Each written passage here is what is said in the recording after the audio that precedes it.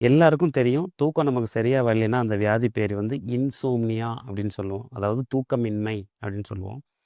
தூக்கமின்மை வந்து ரொம்ப மோசமான வியாதி. ஏன்னா, தூக்கம் தான் நம்ம உடம்போட எல்லா உறுப்புகளையும் வந்து சீராக செயல்படக்கூடிய ஒரு செயல். ஸோ, சரியா தூக்கம் இல்லைன்னா, கண்டிப்பா அது நம்ம டோட்டல் உடம்பு, நம்ம பெர்ஃபார்மன்ஸ், நம்மளோட ஆக்டிவிட்டி எல்லாத்தையும் பாதிக்கும்.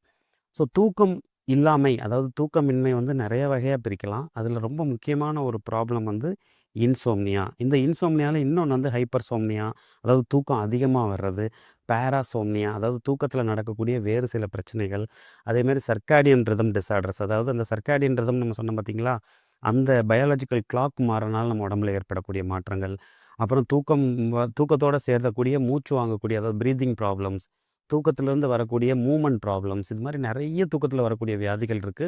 அதில ஒண்ணொண்ணா நம்ம பார்க்கலாம். முதல்ல வந்து இன்சோம்னியா அப்படின்னு சொல்லக்கூடிய தூக்கமின்மை அப்படிங்கிற வியாதி.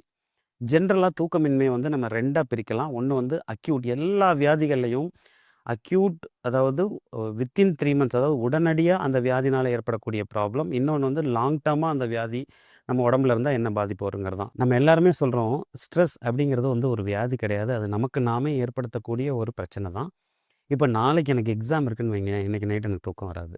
அதேமாரி நாளைக்கு ஏதாவது ஒரு முக்கியமான ஒரு ஃபங்ஷன், இல்ல நம்ம வீட்ல ஒரு கல்யாணம், இல்ல ஏதாவது ஒரு முக்கியமான ஃபங்ஷன்னா, ஐயோ! அது நல்லா நடக்குமா? நல்லா நடக்கணுமே, அது வாங்கணுமே, இது வாங்கணுமேன்னு அத நினச்சுக்கிட்டு நமக்கு தூக்கம் வராது.